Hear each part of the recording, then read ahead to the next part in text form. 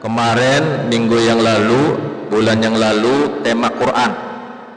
Saya coba hari ini, bulan ini tema hadis. Dan hadis ini populer ya. Para jamaah sudah hafal mungkin. Salasatun la yukallimuhumullah yaumal qiyamah. Kata Rasulullah sallallahu alaihi wasallam, salasatun, tiga golongan, jangan sampai kita masuk di sini, jangan sampai.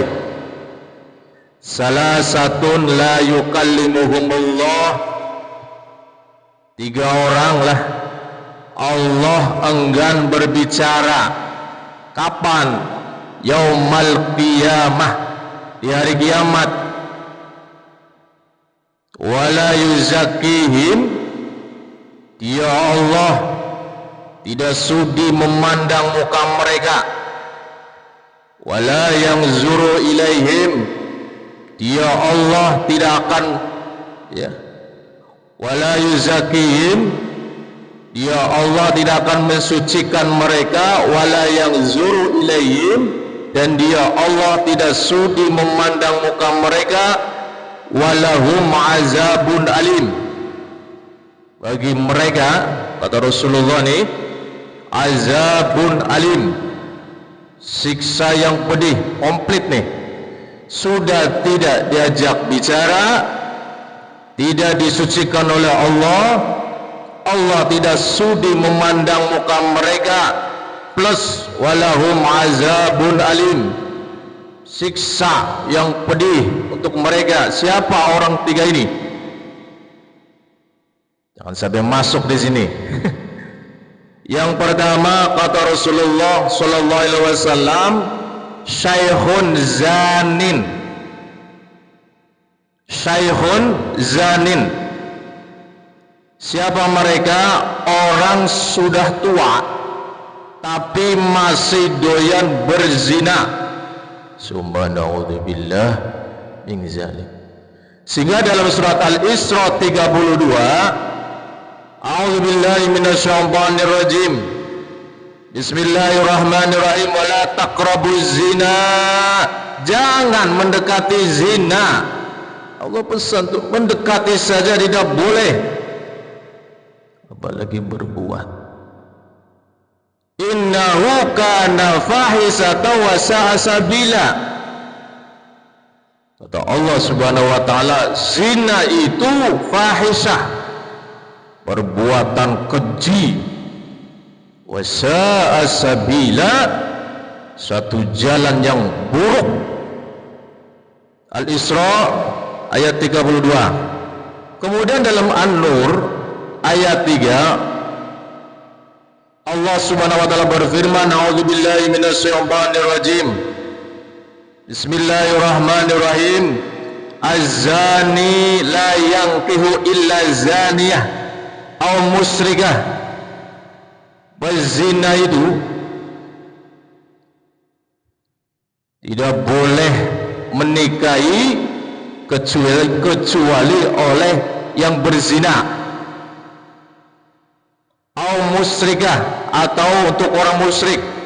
Az-zani la yankihu illa zaniyah au musyrikah. Zina laki-laki ini, kata Allah, jangan menikah dengan dia. Mereka itu berhak untuk dinikahi oleh pezina lagi, atau si musyrik menikahi si pezina tadi. Wazaniyatu la yankihuha illa zanin, pezina perempuan pun haram kita menikahi, illa zanin, kecuali dinikahi oleh pezina lagi, au musyrik, atau musyrik. Lantas Allah tutup ayat ini, wa hurrima zalika 'alal mu'minin, diharamkan pezina ini untuk siapa? Alal mu'minin, orang beriman. Orang beriman itu harus menikahi perempuan yang suci, yang menjaga dirinya dari perzinahan. wa hurrima zalik, pakai kata hurrima, haram.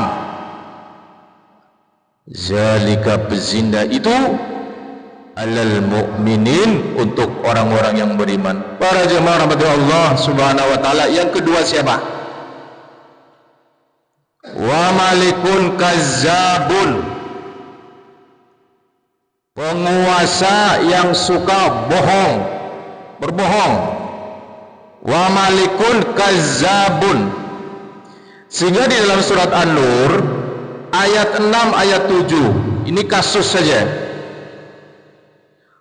Walladzina yarmuna azwajahum wa lam yakul lahum syuhada illa anfusahum fasahadatu ahadihim arba'u syahadatin billah innahu laminas shadiqin.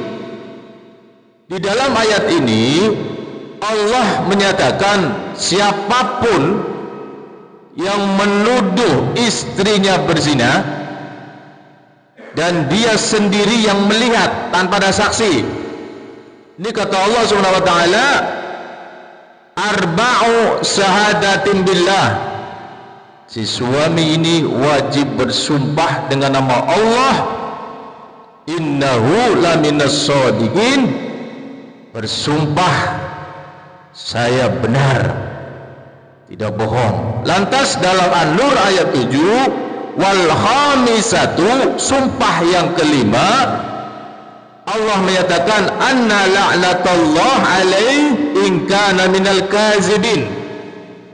Yang kelimanya kata Allah, suami nih lihat istrinya berzina, selingkuh lah misalnya,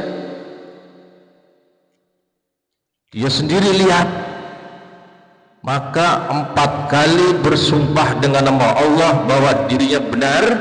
Dan kelimanya, ini yang kelima yang menarik, jika saya berbohong, berdusta, maka laknat Allah atasku. Artinya apa? Ini berbohong jangan main-main, resikonya adalah Allah nggak ridho, laknat Allah subhanahu wa ta'ala.